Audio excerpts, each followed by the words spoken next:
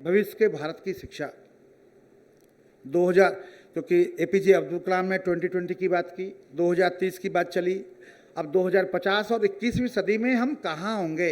वैश्विक चुनौतियों में उनको धता बताकर, उनको हम ताल ठोक कर कैसे भारत को संसार का एक अजेय भारत, समर्थ भारत, श्रेष्ठ भारत, एक भारत जो हम उद्घोष बोलते हैं, हमारा जो संकल्प दोहराते हैं, इसकी पूर्ति के लिए शिक्षा के माध्यम से एकात्म मानव दर्शन से लेकर हमारी प्राचीन परंपरा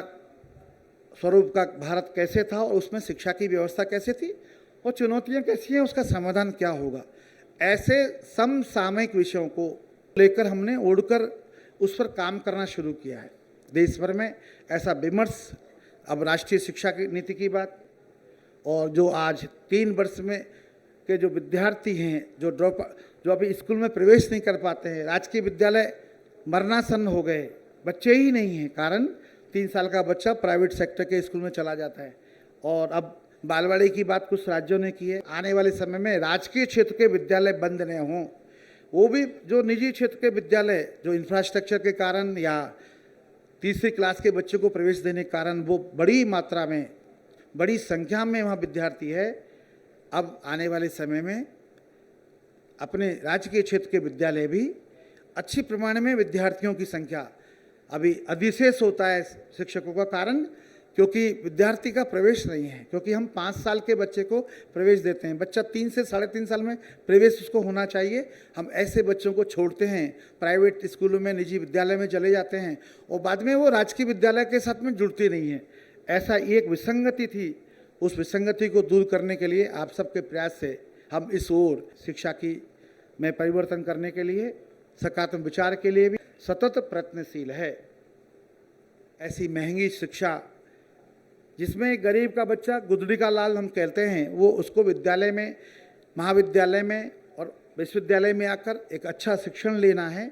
और एक उच्च शिक्षा लेकर उनको आगे बढ़ना है, देश की सेवा करना चाहते हैं, उनकी एक अकाल मौत, उनके विचार की, उनकी संभावनाएं खत्म सी हो गई है। क्योंकि इतना लाखों रुपए देकर वो कुछ बन सकते हैं क्या? घर में पैसे नहीं हैं, कोई सुनने को तैयार नहीं है। कैसा विचित्र। कभी हम फिनलैंड की बात करते हैं, कुछ लोग नेता हमारे वहाँ जाकर आते हैं, बात तो करते हैं, जब पॉलिसी बनती है, व्यवस्था बनती है, वो पीछे हट जाते हैं। हाँ, आप अच्छी बात करते हैं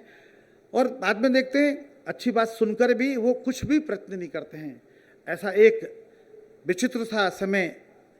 हम आज गुजर रहे हैं। इस पूरे सारे चीज़ को बदलने के लिए, एक सकारात्मक विचार समाज में खड़ा करने के लिए, शिक्षक को गौरव, उसका शिक्षक का गौरव बढ़े, गौरव बढ़ाने की दृष्टि से,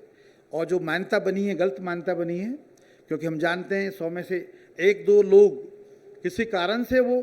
इसमें उपेक्षा करते हैं विद्यालय आने में, पढ़ाने में। उसका कारण भी समाज में यही लोग हैं जिन्होंने उनको प्रोटेक्ट किया है। उनके कारण उनको लगता है विद्यालय नहीं गए तो क्या होने वाला है, मैंने पढ़ाया नहीं तो क्या नहीं होने वाला है, मुझे तो वेतन भत्ते मिलेगा, मेरा रखवाला वहाँ पर है,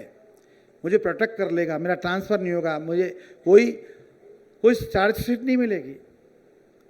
इस व्यवस्था को बदलने के लिए ये हमारा मानस बने।